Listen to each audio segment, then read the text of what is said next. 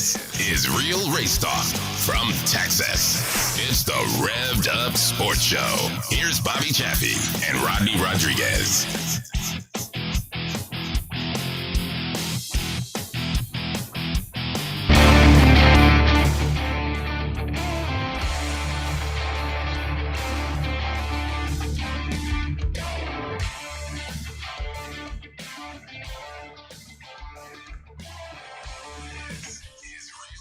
We are back at it once again. Your Monday night hashtag Real Race Talk coming to you from north and south. This is the Revved Up Sports Show. Down south, it is Showtime. Bobby Chaffee, Rodney Rodriguez up north. As we bring you in after a busy race weekend, nationally, regionally, everywhere, you name it. You name it, and it was happening. And first and foremost, Bobby, hell, we don't ever see each other anymore. It seems like you doing well over there, man. This stuff is spreading. I mean, when Superman gets the Rona, that's when you know it's bad. When you get Jimmy Johnson having this shit. Yeah, when you get Jimmy Johnson, who was asymptomatic, still right. having it. So that's not a good way to have it. But so far, so good. Everybody in the clear down here. I know Hays County had another surge of cases, but so far where we're at, everybody's still staying good, staying healthy. So that's good news. Yeah, and I'll tell you, it's just all the time. You know, there's a lot of back and forth about it, but it's like I get a lot of messages lately from people, and this is really, you and I talked about it a long time ago, where it's like at some point we're going to know someone that was affected by this. But it really does seem like I'm knowing a lot of people that are affected by this. And it's for a lot of them, I mean, for a lot of people that I've talked to, I mean, it's been bad. And for some people that I've talked to, it's been real bad. So I guess it's real. I guess it's real. There's probably more cases out there than what we think, although some people look at the numbers like we always talk about. But, you know, you got to do your own job to make sure that you protect yourself and your family. So that's the main goal. Whether or not you agree or disagree with some of the new regulations, if you will, you just got to make sure to take care of yourself and your family. 7:05 on this show today. We're going to talk to Cody Leonard. Dude's on a roll, and he went off and did some really good stuff this weekend. So we'll talk to Cody here in just a little bit. But before we dive into the racing stuff, man, 2020 just continues to be tough on us. I'll tell you, it's so many different things that have happened in 2020, and man, we lose another one today. Charlie Daniels, my goodness, that's one hell of an entertainer right there. Little long-haired country boy snippet there for you. One of the many hits from CDB. Yeah, good stuff right there. Man, that's rough, man. That's rough. I guess the only saving grace is it wasn't by Corona. I guess initial reports are saying it's by a stroke. So that's as bad a news as it could be. I guess that's the good news. At least Corona didn't take another one like it did Joe Diffie and a few others. Yeah, absolutely. So I had to go into the. This is one of those situations where I'm lucky that my wife doesn't watch or listen to this program live. She does get to hear it on replay, but before I came to the studio, I had to go in our game room, and last year, it's a funny story right here. So last year when Charlie Daniels was actually at the Cedar Park Center, our friends over at Coke FM, they were like, hey, would you go represent us? Can you just go wear a Coke shirt, just show up and go there? And I like Charlie Daniels, so it actually worked out. So I kind of downplayed it and said, oh, yeah, I guess. So we're sitting there in the front row, and old Charlie Daniels had just played Devil Went Down to Georgia, and he flings this bow out into the crowd, and it lands, I would say maybe 4 feet from my bride's beautiful feet. And she looks at me, and she's like, what do I do? I'm like, dive at that shit. Go get it. And so she did. And so we have a Charlie Daniels bow in our house. So I may try to figure out a way if I can keep that here in the studio there, because that's pretty cool right there. It's pretty cool. The only thing would be better if it was autographed, but I imagine he was trying to sign all kind of stuff at the end of that show. It was covered in sweat. When it showed up, it was covered in sweat and beard hair. So, we had to dig all that out. Thank God the Rona wasn't happening then, because we might have Charlie may have infected her or me. But then again, today I tell her, I message her, I'm like, babe, your bow is now really important because we lost Charlie Daniels today, and you know the response I get. You know what she said? Okay, sell it. Yeah, it's probably worth some money now. I'm like, well, it's probably worth some money before. But anyway, there you go. But yeah, so Charlie Daniels, man, that you got The Devil Went Down to Georgia and all of those really, really good. The Stroker Ace tune. I mean, I think that's probably the one that most people on this program will love. But it's just great entertainer. Just a really, really sad loss, and the hits just keep coming here in 2020. Yeah, no, you don't want to see it, but hopefully things at some point will start picking up here for 2020. I know the first part of the, January and February started being okay, and then once we hit March and spring break, it just kind of been a downward spiral from there. But it depends on which you look at. It looks like everything, we might have hit that second plateau that they talked about, but I don't know. Yeah. Every day you watch the news, there's something else.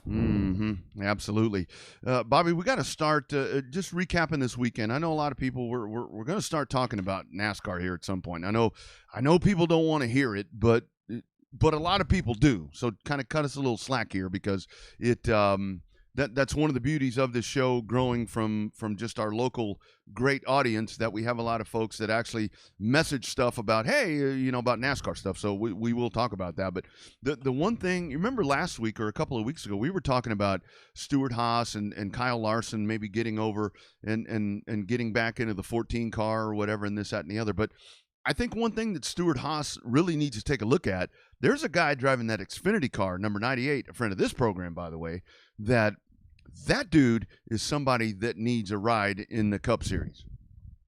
Well, I think he's proved it enough this year. The good news about him is that he is already in the Stuart Haas fold, and he did say at the beginning of the year he's going to have to win 7 to 10 races to maintain his ride. I think he's up to 5 already, and not quite by the halfway point of the season. So great drive, great finish, a great way to recover, great drive.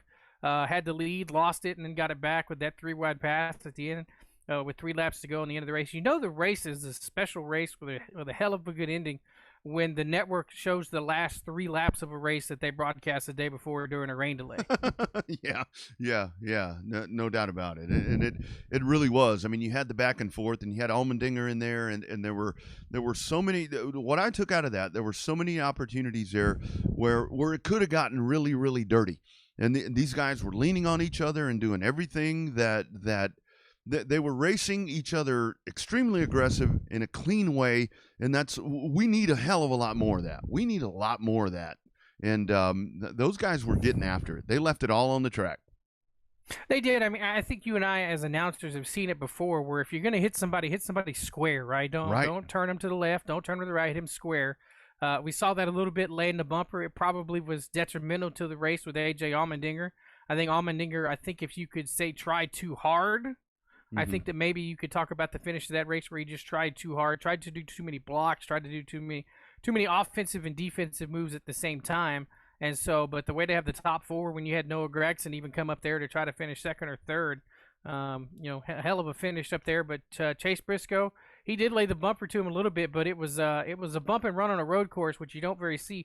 You don't see that done successfully for quite a while for somebody that's not a seasoned road racer. Yeah, and actually when Gragson came along, and he's a good dude. I mean the guy, he just likes to win races and so forth and so on. But when I saw him get involved, when I saw him become a part of that race, that's when I said, oh hell, here we go. This is when it may get, because like we've said many times, that dude would wreck his brother or sister to win these races. But I mean, they got out there and got after it. And again, just the road course there at Indianapolis, it produces another really, really good race. Not so much with the IndyCar.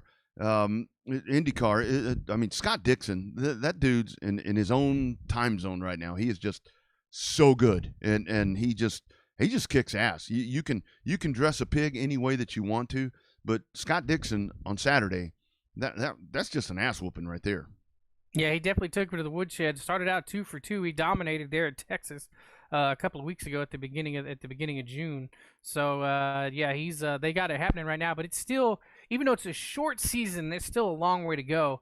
we'll see how he handles the big road course there at Mid Ohio coming up here this next weekend. Yeah, that double header coming up there, and this weekend you really get cranked up because that's when you get NHRA is back. They've got a double header also at Indianapolis, so we start to see that happening again. So we're really starting to see this thing this thing really pop up again and get stuff happening. But you think about that lineup there where we talk about Briscoe, and just when we're about ready to put Cole Custer, in the ground as his career there in a cup race. He just has a tremendous drive yesterday at a track that he'd never raced in the Cup Series there before, and just a great run for him. Yeah, I think sometimes it pays as a rookie because you don't know what you don't know, right? Mm-hmm. You have to come through and learn different aspects. I think that it was more along the lines of that Stuart Haas had it figured out. For some reason, Clint Boyer, if you want to talk about a top 12 finish, being out to lunch, compared to the other three cars in the top five. I think it was a first, a third, and a fifth for the other Stuart Haas cars. I think Clint Boyer will round out 12th or 13th right in there.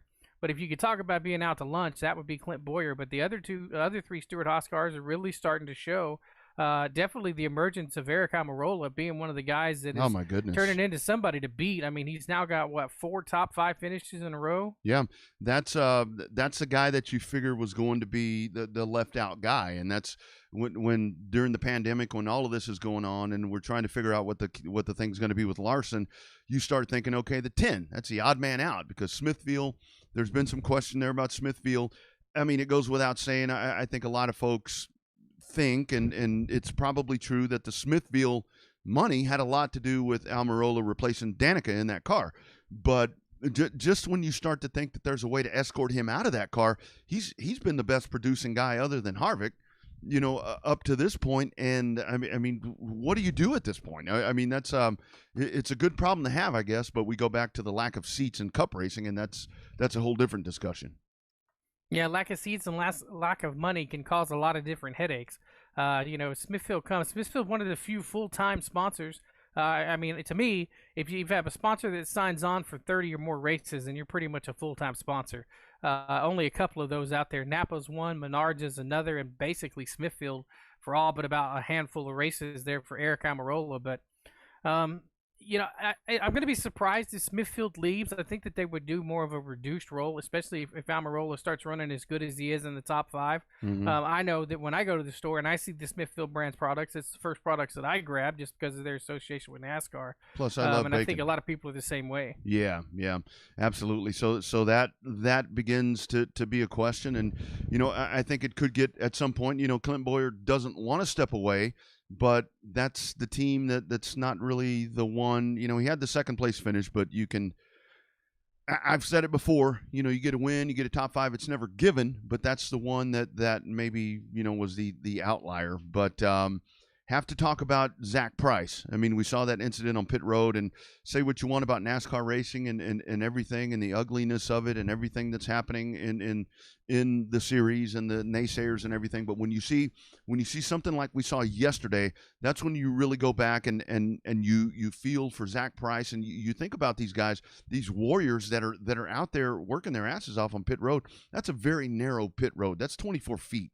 That is not a lot of space. These cars are awful wide, and that was ugly yesterday. Yeah, that was not a pretty sight. Still hadn't disclosed what his injury is. It looks like it's probably a lower leg injury, is what you could tell by watching the replay. But realistically, I mean, there was just nowhere to go. I don't think anybody was at fault in causing the incident. It looks like it was just one of those racing deals where people just trying to sure up and slow down and woe down before they get to their pits. And by the time they did that, you can't see but 1 or 2 cars in front of you, if that, the way that these cars are locked down with all the driver stuff. So, you look up, you got nowhere to go, just turn to go left. And unfortunately right there when you got Zach there, definitely not the position he wants to be in. But once again, it shows the true nature of the NASCAR pit crew. Those guys are athletes. He was hurting, but he was able to give the thumbs up before he got taken away in the AMR safety vehicles. Yeah, the latest report today, it was that there is definitely some injury there in that knee area. I don't know if it's upper or lower around the knee, but very fortunate there. And then this is where you see, I use that word wherewithal all the time, and people are like, do you even know what that means? I'm like, I think I know what it means, but he had the wherewithal to like crab scoot up out of the way. Yeah, to like bear crab his ass over out of the way and, I mean, he'd have finished the job probably if he could have. But and as all this happens, and you see all of this stuff happening on pit road, you notice nobody stops. They keep doing their job, man. They just keep doing what they're supposed to be doing. Well, even the other teams didn't stop. When you have a tire that gets knocked out of the hands of the tire changer, it goes down about a car length, lands up on the deck lid and the roof of another car. And there was another member of Blaney's crew that basically tried to hop up on the roof to try to keep from getting hit. So definitely a crazy pit stop, and there was some damage, but I thought Ryan Blaney ran fairly well despite the damage on that right side. I guess it was deep enough in by the numbers where it didn't have the aerodynamic disadvantage that it should have. But clearly, though, the way that that whole deal worked out was just all things considered, despite a little lower leg injury, that probably worked out about as good as it could. Yeah, absolutely. And speaking of that race yesterday, we have to our friends over at Advance Auto Parts. You know, we sing their praises all the time. I see Gina has just joined us. This is not scripted. I did have that I wanted to talk about. Talk about some involvement there with racing. You know, Advance Auto Parts has gone out and they've now got the Die Hard brand. I mean, we see that Craftsman is over at Lowe's and all of these old Sears brands that you know we live and die with. You know, we older folks, you remember the Die Hard batteries, the Craftsman tools and all of that. Now that Sears has gone by the wayside, you know, after all these years. But talk about involvement. Advance Auto Parts, man, these guys are Johnny on the spot. Every time you turn around during a major league race, they're there. Yeah, definitely. You could tell that they definitely bought into a lot of advertising there with NBC and NBCSN. Saw that a lot yesterday with the Advanced Auto Parts move of the race. You saw it obviously with all the Die Hard battery stuff. Even had Roger Penske do a voiceover for a Die Hard battery commercial. Mm-hmm. And so they definitely have the involvement in there, involved in all, you could say all levels of motorsports, because they really are, from the grassroots there, sponsoring the NASCAR Weekly Series, and then also obviously with their support and continued partnership with Houston Motorsports Park and NASCAR Houston. So they're definitely involved. Hopefully they could be even more involved, even with our show, maybe. Yeah, absolutely. Have to talk about the Cars Tour with Bubba Pollard, but one thing that I do want to address. And yesterday, I think yesterday was a day that I know I took a lot of time and really watched. We saw some massive hits yesterday. I mean, these hits at Indianapolis, I mean, virtually, we've both been there. It's virtually a flat straightaway. You're going into a 9-degree banked corner, and these turns just pretty much straighten out, and then you turn again. And we saw some hits, you know, whether it be, you know, Newman or Hamlin. I mean, these guys, the 20 car, these guys, this is where, I mean, a lot of folks say that with the death of Dale Earnhardt, that NASCAR died that day. And I was actually texting a buddy of ours yesterday, and I said, what actually happened when Dale Earnhardt died was he allowed NASCAR to get a hell of a lot smarter, because I think 3 or 4 of those wrecks yesterday, you'd have had guys dinged out, knocked out with concussions. That was some hard stuff yesterday. Yeah, to see all those guys they all had their bell rung, obviously, but to see all 3 of those cars get those guys, that Hamlin hit and that Eric Jones hit, Jeez. Man, they were just wicked yesterday. I think somebody else hit the wall too, other than Ryan Newman. There was another car there that almost in the exact same spot. I think it was Alex Bowman in the '88 car, and William Byron also. Well, Byron had the flat. Yeah, Bowman took a hell of a shot, and a lot of those really looked like. I mean, because I've virtually memorize those old, you know, Indy 500 things that they show from all the different years. And I mean a couple of those look like the ones that, you know, maybe not the destruction of the Sweet Savage hit back in 1973, but I mean that looked like Danny Ungaius in 1980. And I mean, these were vicious hits, and you see, I really like with NBC's coverage yesterday where they had the dadgum the camera on the wall where you see it actually give. And that's, imagine hitting that concrete wall. I don't give a damn if it's a 500-pound stock car, whatever it is, that thing is going to collapse hitting that concrete wall. Oh yeah, no, you definitely see some serious injuries, potentially maybe even a death or two if you have that, if you didn't have the safer barriers there to absorb some of those contacts. I mean, that was one of the things like we always say, sometimes the races get boring. I think we get caught up in it too, but that race yesterday was one of those to where you had to watch. We always say watch it to the very end because you never know what's going to happen. I mean, 8 laps to go. Denny Hamlin. So, do you think he blew a tire? Or you think he ran over something? I thought the debris that I saw was part of the little hood vent up there. Yeah, you see that come flying up through the right before he does do that. I mean, you see that pop up, and the thing about it is that track is so abrasive, and that's one of the things that I know they talked about repeatedly during the broadcast, and I think a lot of heat was actually coming on NASCAR about this tire thing yesterday, but some of that's on Goodyear, and I mean, you can't place blame on just anybody else, but that did look like debris, because the thing about it was, what was so crazy yesterday, Bobby, is these things would happen and these cars were just gone. I mean, you're just holding on. I mean, if you've been on ice, I mean, I've hit oil and hit walls and all of that, so I know what that feels like. But you think about just hitting ice, you're just holding on. I mean, you can't do shit. You were just along for the ride.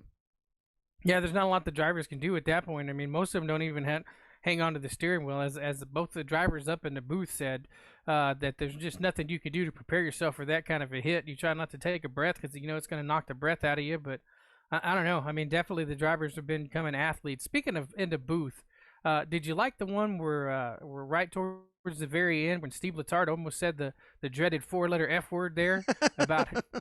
Did you catch that, right? When he said, me and my driver were going to have a conversation to find out why he messed up and didn't try to go for the victory. Yeah, and that's part of the beauty of having these dudes in there. I mean, because you do you do have that raw emotion that sometimes it's hard to put it away. I mean, I know they train these guys and pay a lot of money to send them to all these different broadcast trainings and stuff that we never go to, obviously. But I say and cuss too much here, but yeah, that's the beautiful thing about it. That's what you get. That is what you get with cup racing. That Troy Aikman doesn't almost slip up. I mean, when Troy Aikman slips up, he almost compliments the Cowboys, and that's about as good as it gets. Yeah, no, but all in all, I think the NBC coverage is pretty good. Obviously, we got one more race weekend with Fox and FS1 coming up with Kentucky.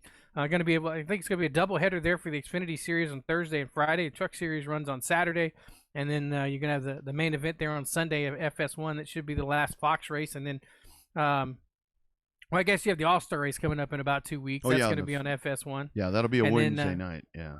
And they come back and pick us up with our friends up at Texas Motor Speedway there on July 19th. Yeah, so all of that is coming up. The series rolls on, and have to talk about that Cars Tour race. Bubba Pollard, Sammy Smith, Jake Garcia, Tate Fogelman, and then Chris Davidson. Nice run as he finishes fifth, but it's just so cool to watch the amazingness that is Bubba Pollard. I mean, we talked to him on the show, several times, and it's unbelievable that he's so damn good and that he's just a regular dude. I mean, he cannot come on this program without talking about drinking beer. It's probably that he's watched it before. He probably knows that it's okay, but the guy is just unbelievable. I mean, he's unstoppable. Yeah, no, he's just damn good, right? And his first time was ever been at Jennerstown and manages to win that big race, and so he's seen that a lot. He's won the Canada race, first time he's won up there. He's just damn good and got a great program right now. He can run anywhere in the country, and if he doesn't win, he's definitely gonna. If he's not winning, it's because he's either had a mechanical failure or got caught up in a wreck, which isn't very often. Yeah, and the crazy thing, the crazy thing about it is, we watched him.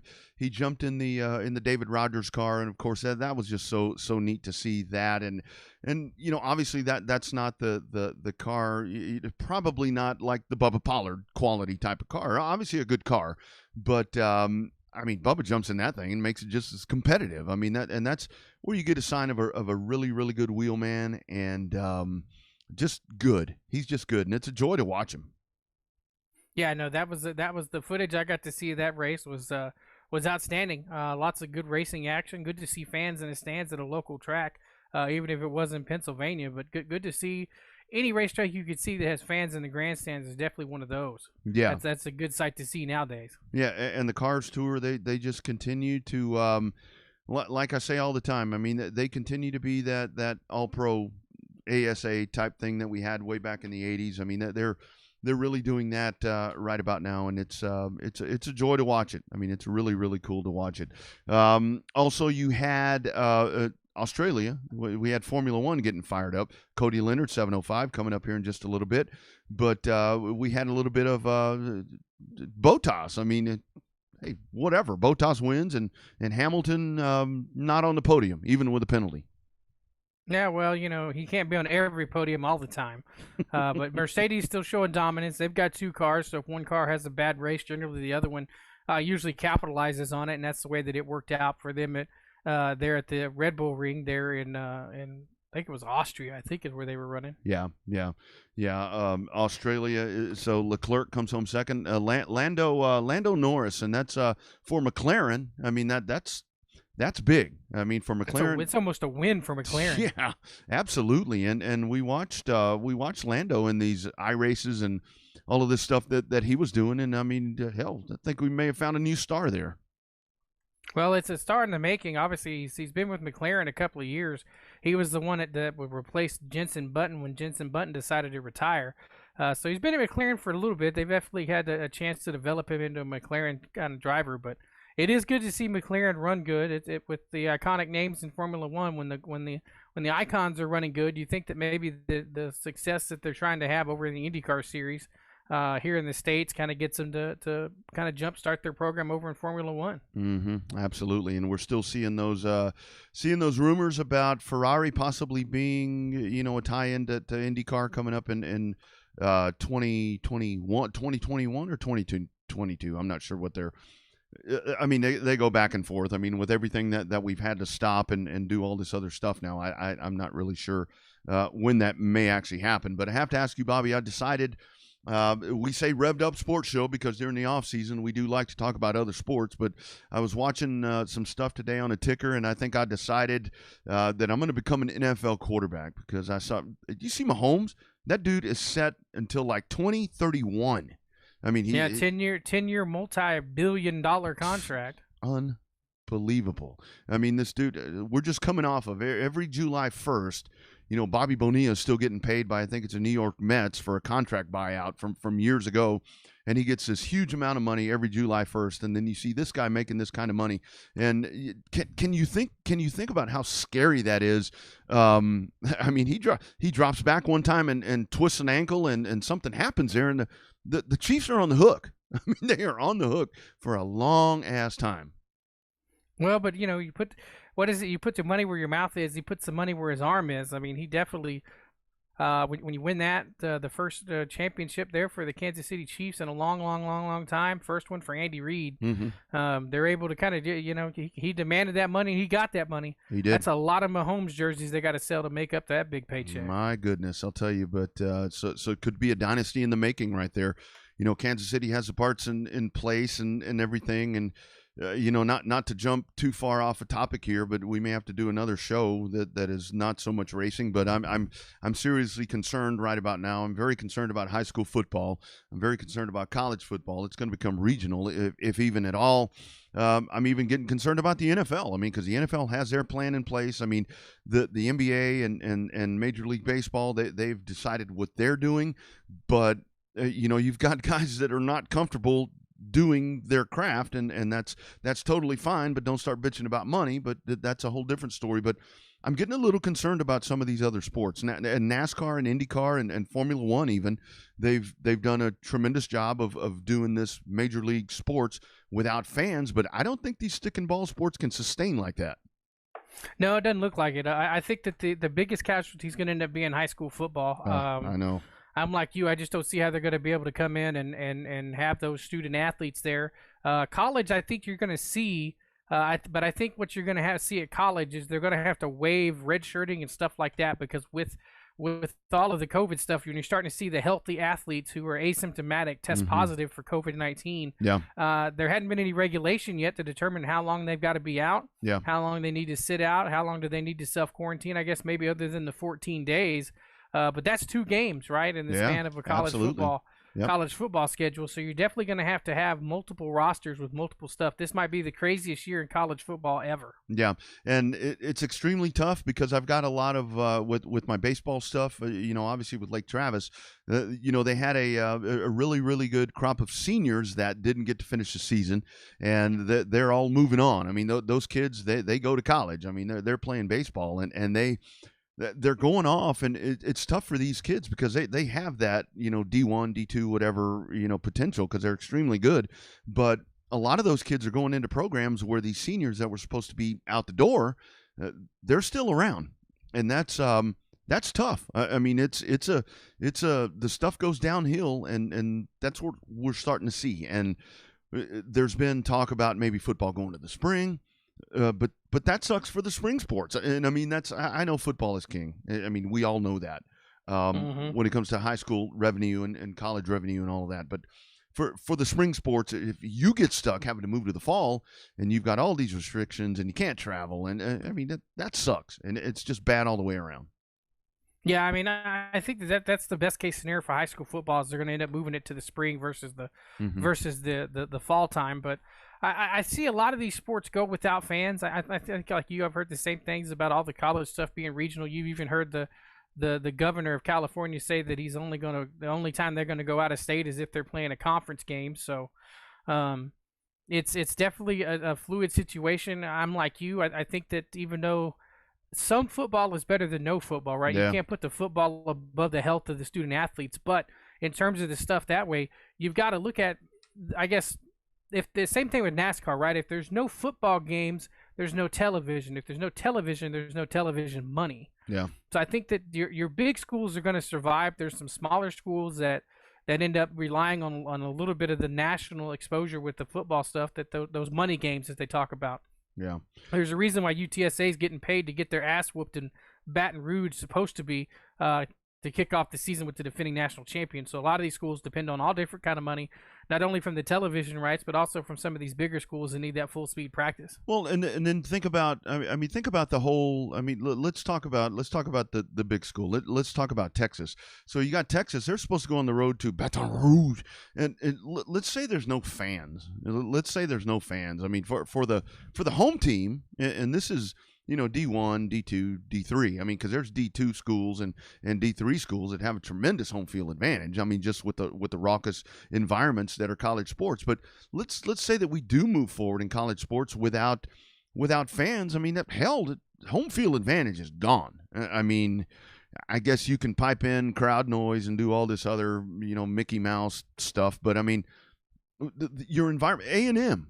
I mean, think about that. You go there and you've got the Corps cadets doing everything that they do, which is just amazing. And it's nothing. It's nothing. And that loses a lot of the luster just right there. But if you take out the college, if you take out the fans, I mean, you're talking about bands that aren't going to get to play, right, bands that aren't going to get in the grandstands. Right. So, I mean, there's still a lot of moving parts and pieces. I think everybody's trying to move forward with trying to find the best way to go.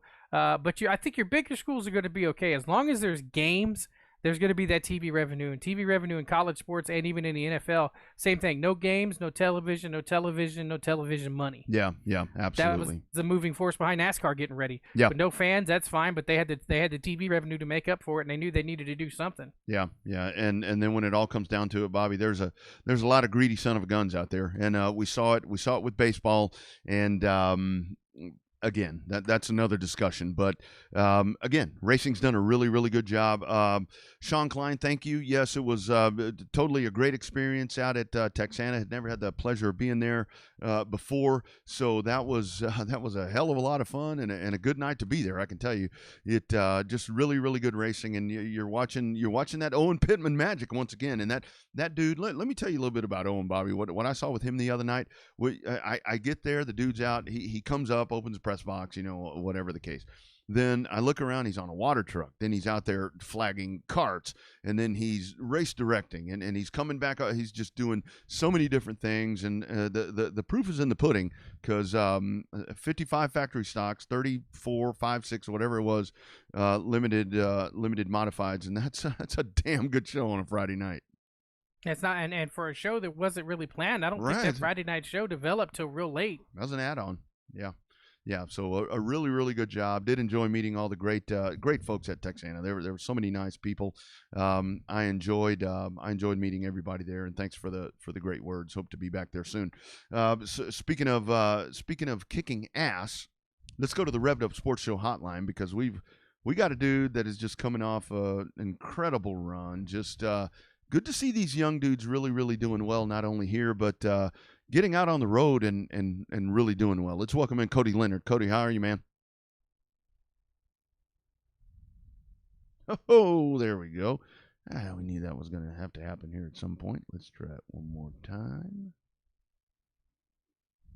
All right, one more time. You got us, Cody? I would say that's a no. Yeah, it doesn't sound like a yes, does it? No. Oh, I know what it is. Stand by. Hold on 1 second. Watch this. Yeah, I bet it works now. Yeah. How about we go to the Revved Up Sports Show hotline, talk about a guy that's been kicking ass not only in Texas, but on the road. It is Cody Leonard. Cody, how are you, man? Hey, I'm doing well. How are you? Look at that. So I just had to. Yeah, so, I can hear you a little better now. Could you hear me babbling on there as that was going on? Sorry about that. You're good. The beauty of live radio. So I'm assuming you guys are back home, and after the rain out, you made it back good. Yeah. We drove back after everything was over with, and we made it back home all good. Awesome. All right, so Cody, we know about you running good now. You come from a racing family. In fact, you're the second set of brothers and sisters to have on the show. But let's talk about how your career. Talk about how you got started and how you moved up to where you are now. Yeah, I actually kind of grew up in it. I was born into racing with my dad racing. He was actually our first generation racer. And then around 8 years old, I kind of jumped into a go-kart. And then about 10 years old, I jumped into a bomber, which is now like a pure stock, factory stock type car. Yeah. And then raced that. I shared it with my mom for about a year, and then I kind of took over. And then I raced it till about 14, which was the youngest age I was able to get an IMCA license. And Bill Pittaway gave me the opportunity to race his sport mod, and took that over. First weekend out, they actually decided to take me to the Abilene Icebreaker, which nice. I was real nervous going into that. No pressure. First weekend into a sport mod, not knowing what the car was going to do, or not ever being outside of South Texas. And did fairly well. Made 2 of the 3 shows with it. Ended up 7th one night. So first weekend in a sport mod, it wasn't bad. Then ended up winning the 5th night out in it. So started working off of there, and then around 16. I was able to hop in my dad's mod one night and kind of showed him what I was able to do. And then from there, I was able to take over, and he let me run both cars, and been doing it since. And then got into a late model recently, about a year or 2 ago. Swenson's been letting me race his car, Chris and Gary Swenson. Real thankful for that opportunity they gave me. And then we're just kind of here where we are now. Yeah, absolutely. I saw you in that late model. Damn good in that as well. So we'll get to the Red River Tour coming up here in just a couple of minutes. But let's talk about those modifieds. I mean, we're seeing folks that obviously factory stocks are a big deal. The limited modifieds, they're popular too. But when it all comes down to it, man, when you get out there and wheel those modifieds, that has got to be so damn cool. Yeah, they're one of my funnest classes. I've been in most of your normal classes around home tracks, like pure stocks, factory stocks, street stocks, your limited modifieds. I'd say the modifieds are one of the funnest classes I've been in. But I'm real into that tricky suspension and what all goes into them. Yeah. The 4 links and then full bar, J bar. I really like the engineering behind all of it and the mind games they kind of play on you to get them to hook up. Mm-hmm. So Cody, is obviously you like the technology of some of the bigger and the faster cars, but I mean, is there one that you feel like just fits your style better than the others? I mean, is it the be smooth in a late model, or is it one you just enjoy the power to weight ratio of a sport mod? I mean, which one suits you the best? I don't know about what suits me the best. I enjoy racing anything I can get my hands on. There's some nights I'll race 4 classes in one night. I enjoy being behind the wheel. I wouldn't say one suits me better than the other. I run about equal in each car. Late model's kind of been like my dream class. That's one I've always wanted to run in and be in. And one day to hopefully be in like Lucas Oil or something like that. So yeah, I'm real excited running those, and I really enjoy them. But I wouldn't say one class kind of suits me more than the other. Yeah, absolutely. So Cody, what is it with the late models? I mean, I love those cars. I mean, hell, they gave one away. Well, not gave one, but raffled one off the other night when I was at Edna. But I mean, we see that one struggle with car counts, and I know we've got the series. I know there's Cody's series, but what is it about that one where it just seems like, man, we can't make it regular, can't really pack the pits with them? The main thing's the money involved in kind of running a late model. If you want to go run like open motor series, there's so much money involved. You got your tri-zone system. I mean, your all aluminum motors. The whole rear end, and then tires. Tires is another thing. All week you're grooving them, and then you get to the track, and if you're running like your real soft compounds, sometimes, a heat race, you'll burn off 3 or 4 tires. So damn, they're real costly. So your weekly shows, most people they don't want to run them. Yeah. So as far as cost effectiveness, obviously we know that the late models are the ones that cost the most.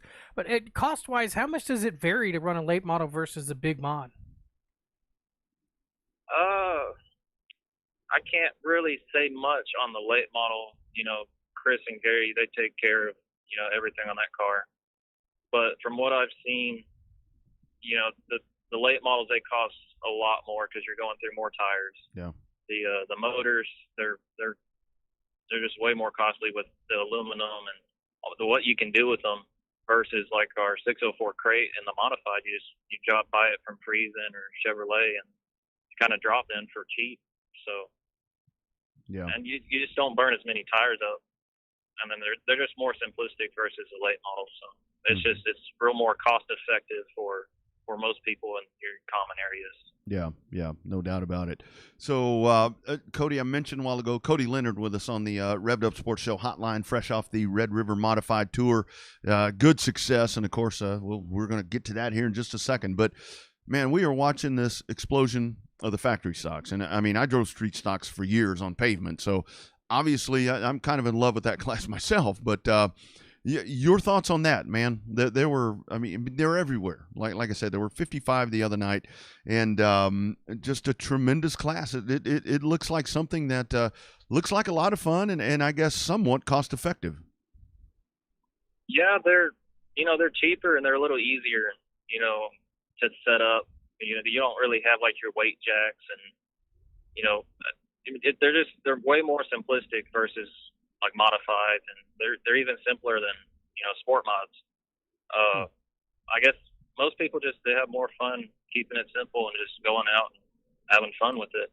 And to me, that's a real good class to start with. It's a real easy class to just get in and have fun. So yeah, I think they really enjoy having the fun with it. All right, so Cody, let's talk about how you. We'll talk about the Red River Tour here in just a second, like Rodney said. But let's talk about you. You're kind of far away from some of these bigger shows. So, what is it that these bigger shows? Which one does it make them appeal to you more? Because that's a long way driving from down South Texas where you are. Yeah. Really, we don't have one deal that we like over the other. The Red River, what really caught our eye was, we recently went to this Shaw class and with Dale McDowell, and we were pretty quick down in our area, but once you start going north, the cars get a lot quicker. You get more competitive drivers, and that's what really drove us to go on this tour. Was we wanted to see what our car was compared to some of these quicker guys, and that's what drove us to get up there. And most of these big shows that we want to go to, that's really what our main deal is. We want to see how we are versus some of the stiffest competition we can find. Mm-hmm. Yeah, absolutely. So let's talk about it. I mean, the Red River Modified Tour. I mean, you damn, really good results. I mean, take us through it. I mean, there was Grayson, and then Waco, and then obviously Kennedale. The main event there for you guys didn't get Boyd in, but walk us through it, man. Just a hell of a job up there this weekend. Yeah, thank you. You know, it was tough on us not making Southern Oklahoma Speedway. We really wanted to make that one, and it kind of hurt us because they take your best 4 finishes, so you know, only ending up with 3 that kind of hurt us in the point standing. Yeah. And you know, heading into Grayson, I didn't really have high expectations. You know, I kind of wanted to go, you know, make the show, just run decent, and you know, kind of be happy with it. But you know, showing up, running hot laps, you know, I felt decent. And then the heat race, I kind of got down because we finished, I don't know, I think it was like 5th, and I couldn't really pass. You know, there's kind of one lane up top, and I wanted to make some changes, and my dad talked me out of it. So we left the car alone, and then you know, we ran that B main and ended up winning it from 7th. So it kind of surprised me. And going into the feature, they moved up a class on us, so I didn't get to make any changes. You know, from the B main, I wanted to make a tire change, and I didn't get to. So we ran our burnt up right rear, so it was kind of already sealed over by the time we started. Nice. And we were able to drive from 12th to 3rd, which it really surprised me. And you know, first night being out there, first night ever at that track, it really exceeded my expectations. So yeah, you know, leading into the next one at Waco really kind of gave us a head of steam. And you know, Waco was kind of a track for me where I don't have much luck. You know, it's rough on me. Mm-hmm. You know, sport mod, we've tried running the Southern Nationals, just no results that we like. Right. And you know, very little experience there, so we just kind of wanted to go and you know, keep the car clean and just make it through Waco. And then you know, we made it from the heat, and then ended up driving up to 2nd. We were running with Fred. I was able to get under him. We kind of touched tires, and then you know, he kind of just protected the bottom from there. And you know, to end up 2nd there, that really, you know, it really impressed us, and you know, it kind of drove us even further. So we just, you know, we wanted that little bit more just so we can say, hey, we got to win on this tour. You know, yeah, it'd be awesome for us. So going into Kennedale, I had a little bit of experience there. I think I had, you know, one race in a sport mod and then one race in a modified. I think we were in the Brian Mize. It was like 2 years ago, I believe. 1 or 2 years ago, we ended up 5th there. And so coming into Kennedale, I kind of knew the track. Kind of knew what it was going to do, and you know, to pull off a win there, that really got us excited, and you know, really looking forward to the rest of the season. Yeah, absolutely.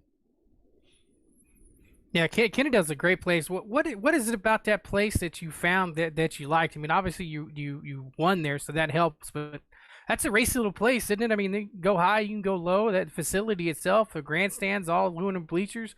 That's a nice facility there up in North Texas. Yeah, it's real nice. You know, everything about that place was clean. You know, the pit stands were packed. You know, even with you know what was going on in the world with this COVID stuff. Yeah. The track surface was real nice. You know, real smooth. And I kind of tend more to like the dry slick track. So I kind of favor those more. That's why I really enjoyed Kennedale. You know, it slicks off top to bottom, and it gets real racy. So I really enjoyed that one, you know, being able just to roll the bottom and be smooth. Yeah, and Cody, take us through the end of that race. I mean, it's one thing, you know, if you'd been out pacing the field, you know, leading the whole time, and you win. I mean, a win's a win, obviously, but that wasn't a normal win. I mean, you get out there and it's at the end, and I guess there wasn't for whatever reason it wasn't streamed online for whatever reason, but I saw the video of it, and that dude, that's badass. On top of winning at Kennedale, winning that way is badass. Yeah, you know, that was the first race I've actually, you know, won on last lap or you know, not taking the lead like halfway or leading from green to checkered. So that was real exciting for me. You know, the start of the race, I was trying to run the top like Chris Elliott, and I couldn't keep up, and then I kind of tucked behind the bottom in 4th, you know, behind Chris Morris, and I was just kind of accepting like 4th, like, all right, I mean, I don't think we can go forward any. And then we had a restart, and I was able to get by Chris Morris, and then I chased down Chris Bragg and got by him, and then next thing I know, we chased down Chris Elliott. So Jeez. I just started slowly getting confidence. I was like, we may actually have a chance at winning it. And then, we started running side by side. I kind of started missing my marks, and noticed that lap car we were coming up on, mm-hmm. and coming to the white, I got a real good run in the moisture that was down on 4, and I didn't see Chris up there, so I knew this was my chance because we were coming up on that lapper. So I kind of slid up, and I felt them bump me, and then I ran about the middle, and I saw him tuck under, and I noticed that lap car kind of got loose and checked up a little bit, and I knew from there, it's like, all right, I think we got this thing. Nice. And, I was really surprised me, and I was really excited. Oh, man. That's so awesome. Yeah, I could tell. I love the pictures. We got one up on the screen there. That was just so cool. What a way to win that. Oh, yeah, it was a ton of fun. Just winning one like that. It's one thing winning it, green the checkered or, mm-hmm. multiple laps in, but to win one like on the last lap, it's something else. Absolutely. So, Cody, what's next for you, man? Obviously, you said you'd like to hop in pretty much anything and try to race it. What's the rest of this 2020 schedule looking like for you and your race team? It kind of varies here and there. I think this weekend we got a double header in Corpus with the Southern Sport Mod.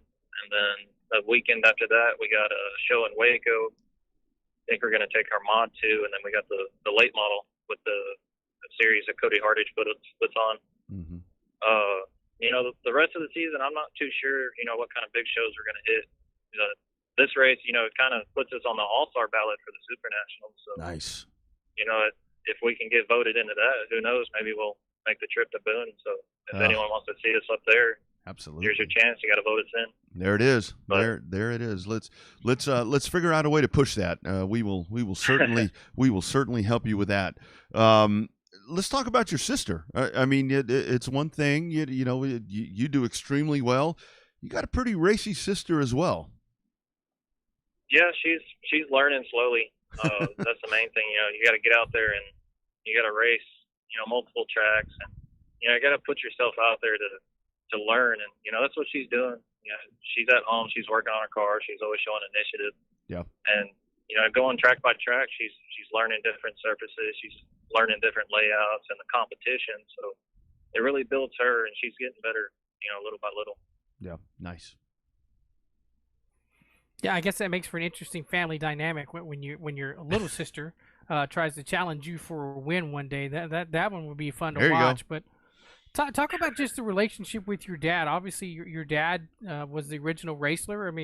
You said he talked you out of making some changes on your race car. What's the dynamic of racing with your dad? Does it sometimes get in the way of the stuff that happens at the dining room table, or is it one of those that you work together on the race car and you go back inside and have another nice dinner? It's just, one of those deals where we work together on things.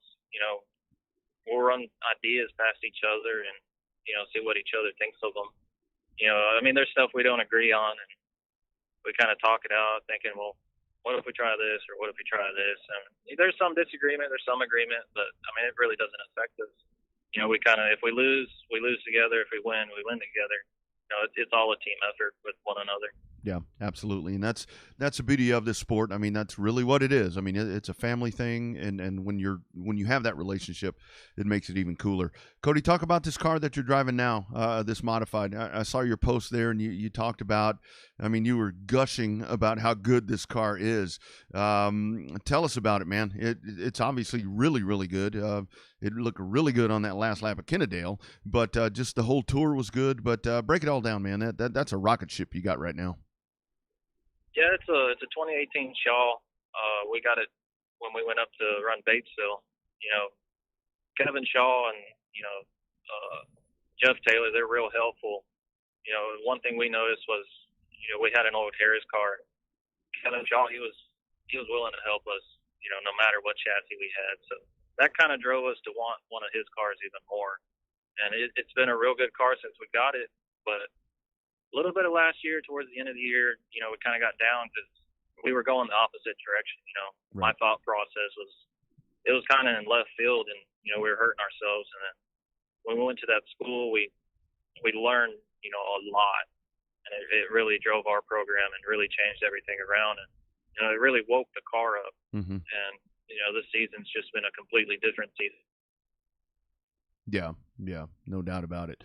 So the question is, what they're doing.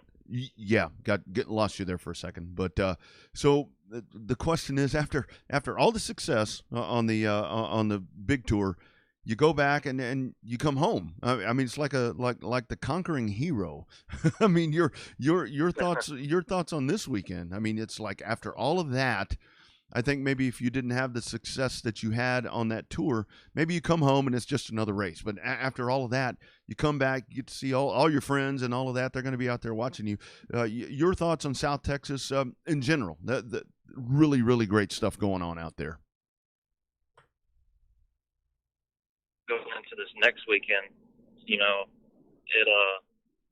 really drives us to do better. It really gives us confidence. We know what we're doing. We feel so. Nope. I think we might have lost him. There he is back. Oh, can you hear me? Yep. There we go. We lost you just for a second. I'm sorry. We're going through a dead zone. South Texas has a real nice program. They got a real nice facility. They run a real quick. So, to come. Got a team headed into this weekend, so we're excited. Yeah, absolutely. So the big goal for you. I mean, you're a young dude, and that's the beauty of it. You're young, and that's what it takes these days. And I mean, you've got the other part. You're young, and you can wheel these things. What's the big goal? I mean, is it Lucas Oil, or are you ready to move on given that right opportunity, or what's your thoughts at this point? I've always said when I was younger, even now, my dream would be Lucas Oil, Mm-hmm. Something like that. Yeah. If I was given the opportunity, I'd probably jump on it. Those opportunities don't come all the time, so yeah. If you see one, you got to take it. That would probably be my kind of end goal. If I get somewhere like there, I'd be content. I'd be happy. Yeah, for sure. I've even said like driving a sprint car. Yeah. One day before I even retire, I'd like to just be able to say, hey, I raced one, even if it was just once. Heck yeah. No doubt about that. So you mentioned the next race with Cody's Cody Hardage series. Where's that?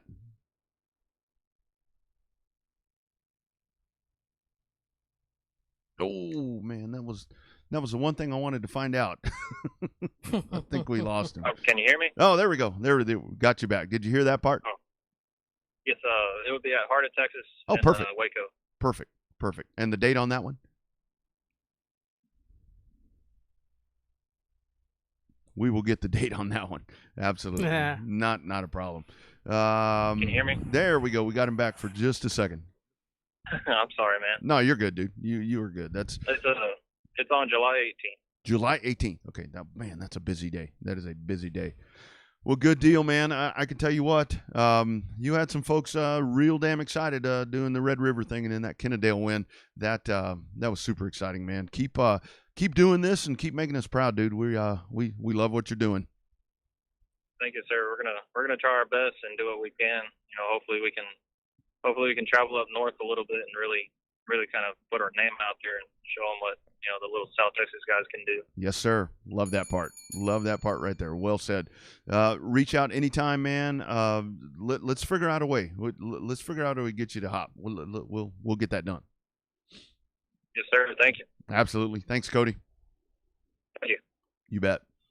There he is. Another one of these guys from South Texas. They're starting to show people that we can race down here. Yeah, they sure are, aren't they? I think Cody opened up a lot of eyes with that win at Kennedale. That's another one of the racetracks we need to get you to go to. You got your chance to go down to Edna Yeah. at Texana Raceway. You'd be impressed with Kennedale. Kennedale's a really nice facility.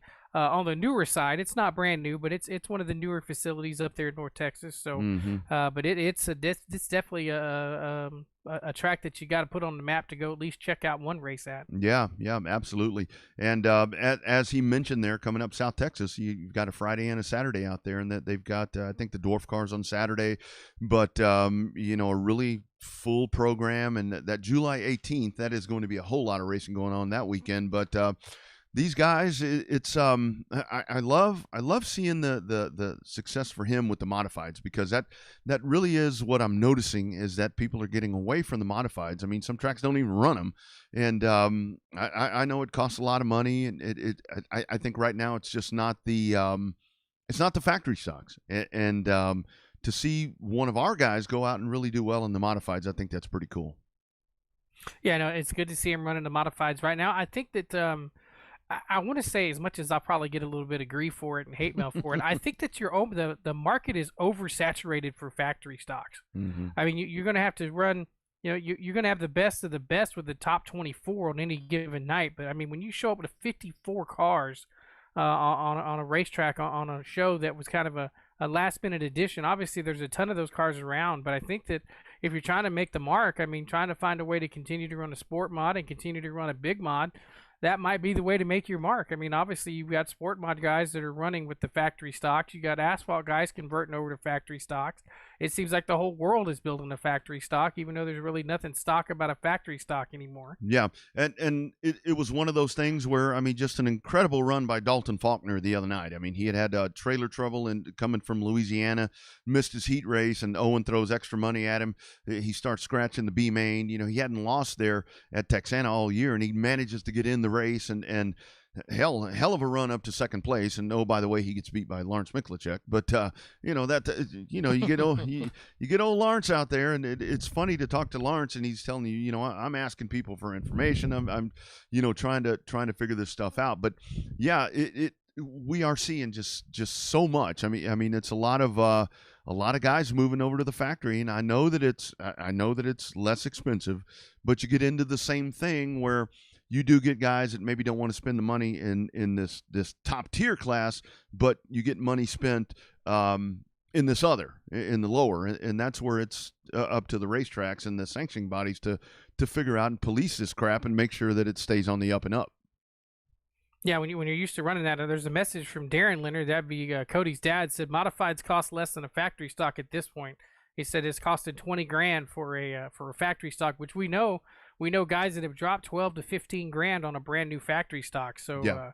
Those cars definitely are not cheap anymore. Yeah, and I can tell you, I mean, you see these things. I mean, these are really, really nice machines. I mean, you see I think the allure, honestly, for me, where the factory stock just reaches out and grabs me, is that you see those bodies on those cars, and I mean, it looks like what we what the asphalt people are dying for. It looks like those Monte Carlos and all of that stuff that used to be our street stock or the Charger stock in San Antonio, whatever that was. That's what these factory stocks are, and I think that's why it captures the asphalt people.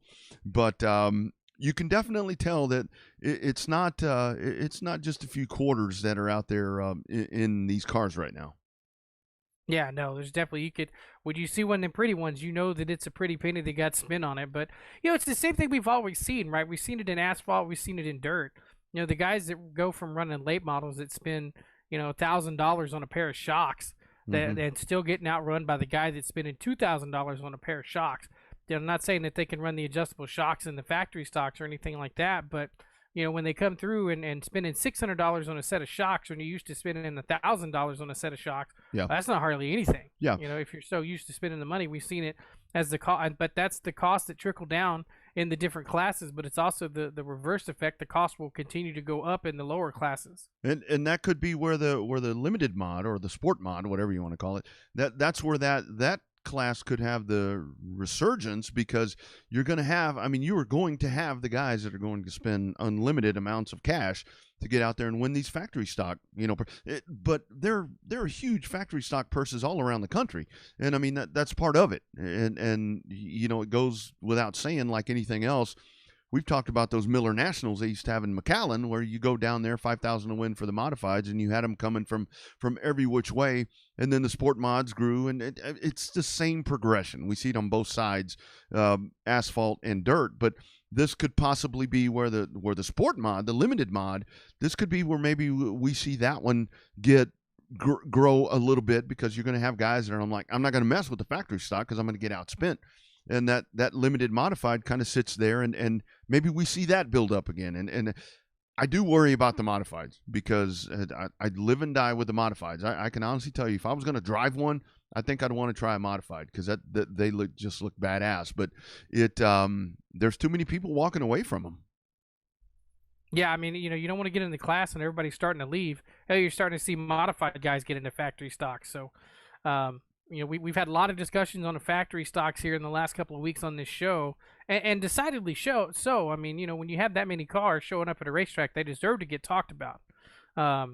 But in terms of how many cars there are out there, you will see it's got to even out at some point, right? At some point, the market will get oversaturated, and people are going to stop building those cars, and you're going to start seeing flee to other classes. I'm like you. I think that maybe the aspect of the sport mod's going to continue to grow, but as long as the cost is there for those big modifieds, you see it start to kind of dribble down just a little bit in terms of seeing fewer cars here, fewer cars here, fewer cars here. Yeah. So at some point, the promoters are going to look and say, well, if you're not getting X number of cars, let's not pay the purse. Let's put it in the classes where we are getting the most car count. Yeah, absolutely. I mean, and that makes perfect sense. I mean, that's dollars and cents, and I mean, that's good track management. But the one class that I see it at Cotton Bowl, and I saw it the other night, like the street stocks. That was one of the best races of the night. I mean, you had Jarrett Barber was out there and leading most of that race, and Rob Slott, who we all know from around here. I mean, he came in, and those two just got after it, and they put on a hell of a race, and it was back and forth. But you see the street stocks. They don't have that factory stock appeal or the limited modified or the mods. It's kind of an outlaw class. I mean, each class has their own street stock class, and they struggle with car count compared to these other ones. But that's where we all go back to it, Bobby. And it's like, I mean, as the asphalt part of me now, because hell, I'm a dirt guy now. I mean, it's happened. It's happened, for crying out loud. But this is where the asphalt part of me is like, we're sitting here talking about all this class with all these cars, and maybe the modifieds are going to die down, but, they can still go run, Red River tours and do all this stuff. This is where it's like dirt has problems that, as a pavement person, hell, I'd love to have their problems. Yeah, no doubt about that. Having that many cars come into a racetrack for a given class, and being able to just run somewhere other than Pensacola, Houston, and I-44 there at Lebanon, that's it. Missouri. So, yeah, it's definitely a good problem to have. Obviously, the tracks are spread out here a little bit, but you can still run from one place to the other with no problem. Yeah, and that's, the beauty of it also. I mean, like even with the tuners, I mean, the tuners ran the other night, or the sport compacts, whatever you want to call them. But, what I do like about that one, what I will tell you is I really like that class is really an entry-level class. I mean, you see folks that are starting their careers and getting out there, and maybe some of them are really good. You've got others that are having a good time just learning how to drive on the dirt in a front-wheel drive car, for crying out loud. So it's like you compound it by doing that. But it's I tell you, it was very impressive at Texana to see the car count they had, and to, I mean, all of these tracks are thriving, and that factory stock saturation thing does concern me, because you're going to get folks that are going to get a little irritated getting outspent, and that's that progression that we see all the time.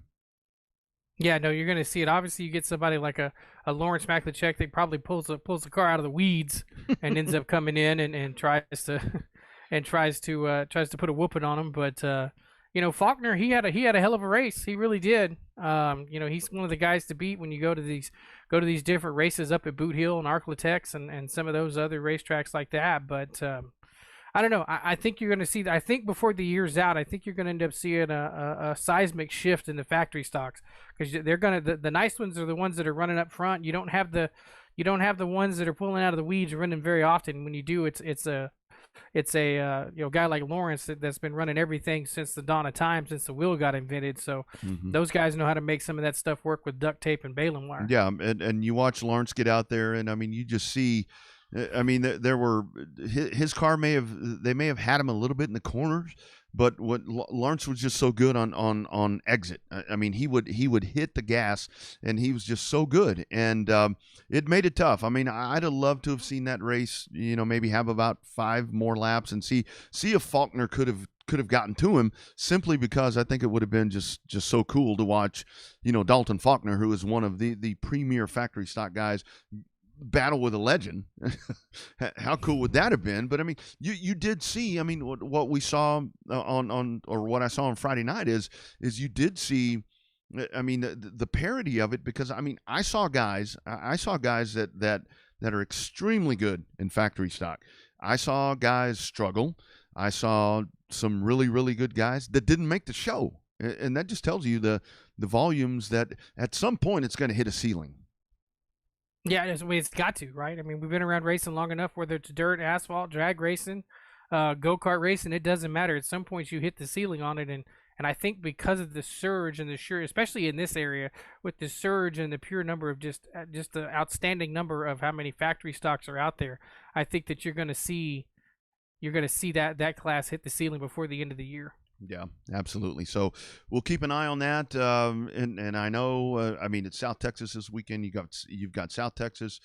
You've got Cotton Bowl. Heart of Texas is racing on Friday night. You got the Sprint Car Bandits that are going to be a part of the Friday night show at Heart of Texas, and that's a really, really cool show to be a part of if you can actually get out there to Heart of Texas, because I know that they're deeply involved with MDA, with the muscular dystrophy folks, and they've got money that's going to that great organization, and it's a good time to be a part of dirt track racing right now in the state of Texas. I mean, what concerns me is, I know one of the things, still back to the COVID thing, it's like, man, at some point, if somebody puts the brakes on this, it's going to suck, because there's a whole lot of momentum going in the right direction.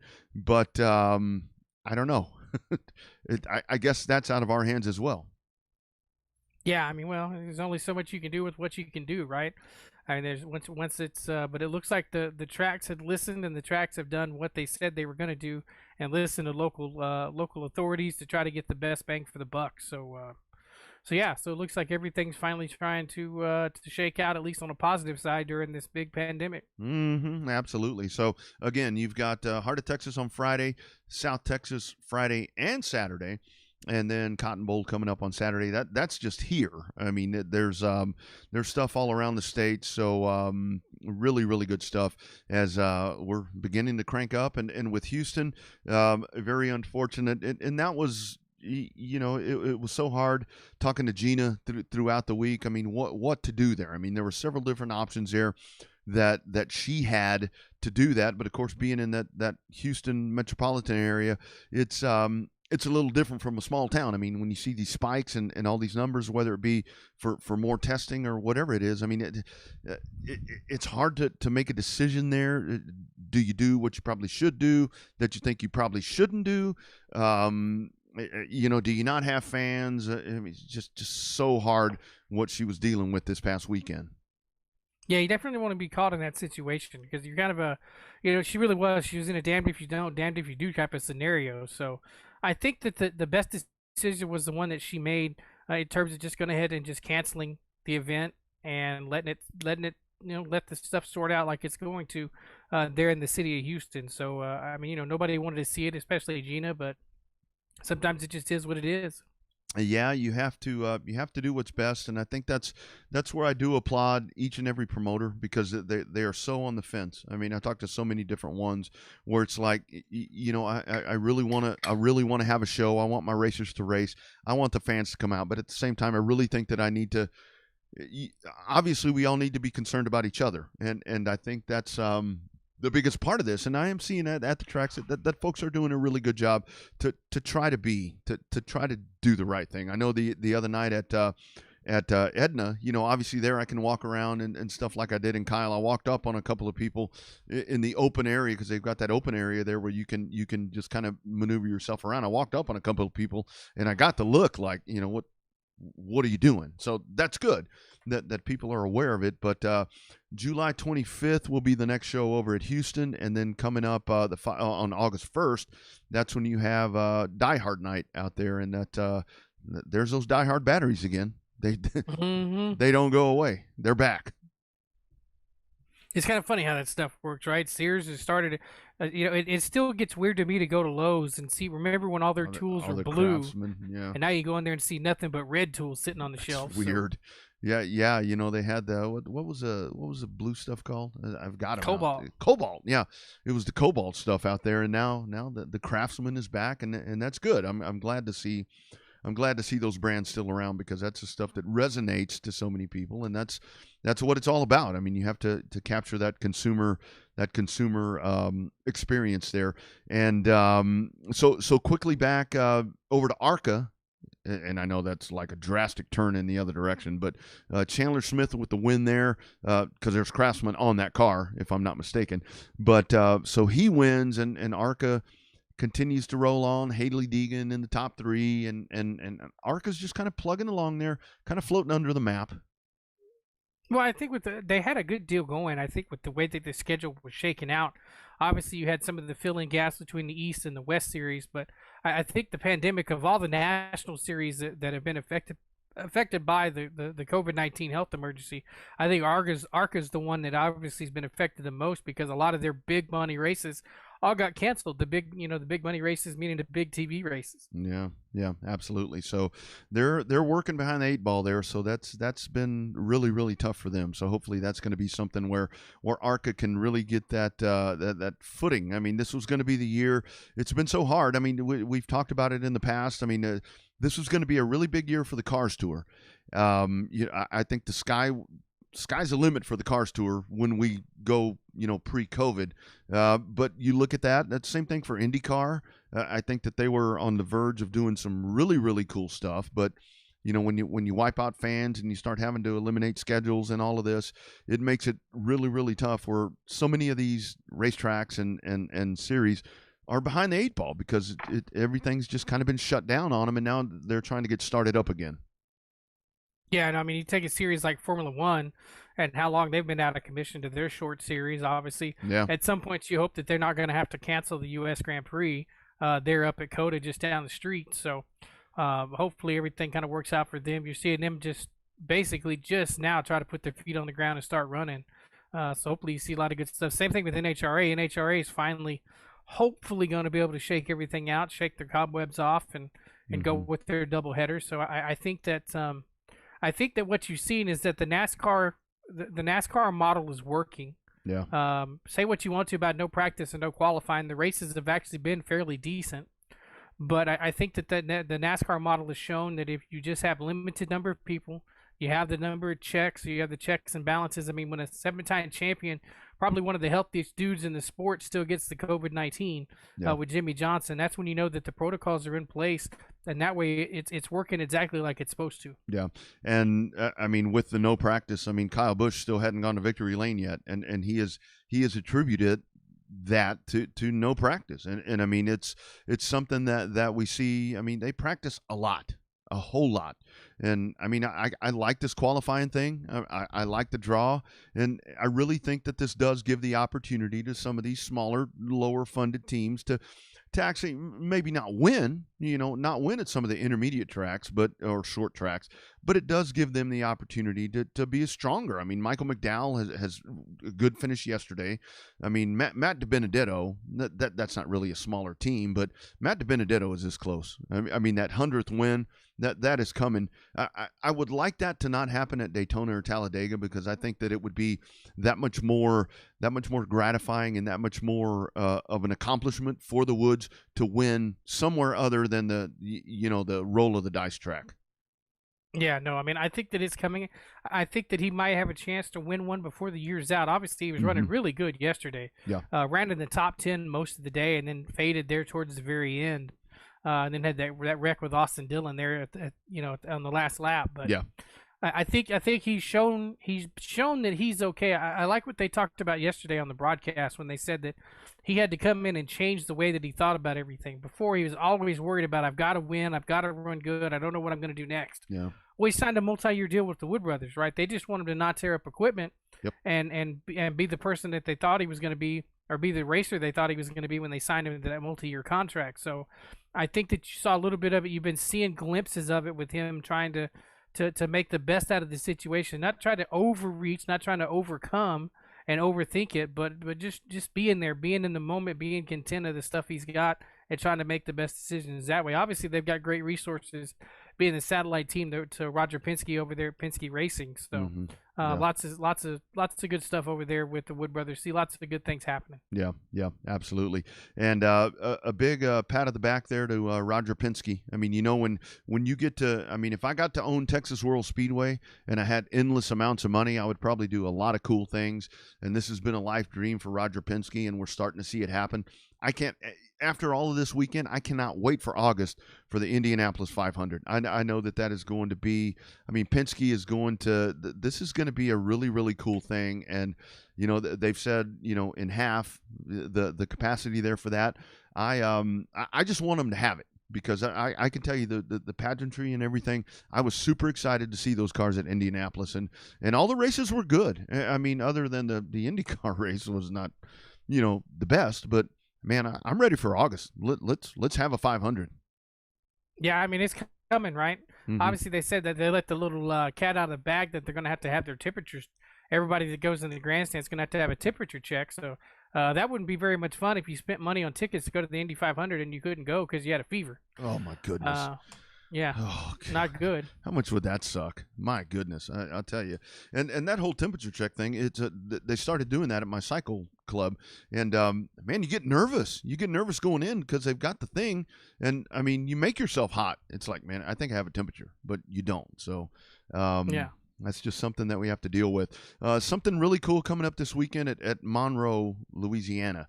The dirt on the Rev. So they've actually taken Dylan Scott is the one that's doing this. He's taken I think it's like 5,000 yards of dirt and just all these different truckloads of dirt, and they've taken this asphalt high bank track and they're dirting this thing up, and they're going to run limited modifieds and all these different things coming up on Saturday. And that I mean that there's the old San Antonio Speedway theory, for a lot of people, but limited modifieds, factory stocks, all that. We talk about cars all over the place. Imagine that thing in Monroe. That's going to be huge. Man, that track, it's a nice facility. It's all concrete, but it is a long way from here. I think people forget how far away Monroe, Louisiana is from this section of the world. And but yeah, that's a nice facility. Surprising to see dirt put on it. But hey, if you got a facility and somebody wants to race at it and they want to put dirt at it, if you're the track owner, guess what? You're going to say, sure, it ain't making no money right now, so bring on the dirt. Absolutely, it sure as hell is going to make that money, up that way if they do that. Working with a couple of different people, that came to my attention right there, that possibly we may be able to talk to Dylan Scott at some point this week before that race on Saturday. So keep an eye on social media, on Instagram, on Facebook, at Revved Up ATX, all this different stuff. Keep an eye there. We may have something there for you where we can get an actual discussion from the man doing all this. That'd be pretty fun to bring to the folks. I think that to talk about the whole transition of taking it to paved to dirt, I think that'd be pretty cool. Yeah, no, it seems like it's a massive undertaking. We see it happen at the fairgrounds. We've seen it happen at Bristol. Yep. Be interested to see it on a smaller scale there, over there at the Revolution Speedway there in Louisiana. Yep. Keep your eyes on social media. We may have you a special edition, as we say, special edition coming up later in the week. So hopefully we'll be able to get that put together for you. Another great program here on Monday night. It's so cool that we're still able to get to do this. Bobby's in one part of town, or way down, and I'm way up here. But the beauty of technology is we're able to do this, and people have figured out that there's ways to do this, and it takes a little gratification. We've been doing this for a while. I think we got this thing figured out. Yeah, we've been doing it for a while. Hopefully one day we'll be back in the same studio. Right. Seeing what things will happen. But it's been fun. The fact that we still do the show does make it all worthwhile there for at least, a couple hours a week. Absolutely. Got to be able to do this again so we can get out live and have live guests and get back to those bars and whatever it is. And, of course, our thoughts, all of our friends. I know we got a lot of friends in this circle, involved in the bar industry, whether it be, bar owners or folks that work there, cooks, servers, bartenders, whatever. So big love to all of those people, because it sucks for them that they've had to be shut down, and that's just rough. It's just rough, and I hate that for them. Yeah, no, it's definitely not a good sign, but hopefully all we got to do is grin and bear it a little bit longer, right? There's got to be a silver lining at the end of this thing. Maybe it's so we treat each other nicer, although that hasn't seemed to pan out like we thought it might be, but you never know, man. It's at some point something's got to give. I think this time it'll be given for the better. Yeah, and put that go and put that damn mask on. I mean, it's not that big a deal. It's not they're not the most comfortable, but they're making nicer ones. So if you get out, put it on whether you want to or not, and it's going to be all right. It's going to be all right. Thanks to Cody Leonard, and congratulations to him on a great run, making South Texas look like a badass. Yeah, him and Sweet Tea, Johnny Torres, a lot of those guys starting to make their names known all across the Southeast. Absolutely. Keep an eye on Facebook. Keep an eye on Instagram. Keep an eye on Twitter. If we're going to talk about that Dirt on the Rev, you'll be the first ones to know. If we don't do it, we'll do it next Monday, coming up with more #Real Race Talk from Texas. For Bobby, I'm Rodney. Bobby, stay safe, man. We'll be together, I think, on Saturday. I think we'll have a live show. Oh, wow. Well, okay. All right, friends. Y'all be good. This is the Revved Up Sports Show from Texas. See you next time.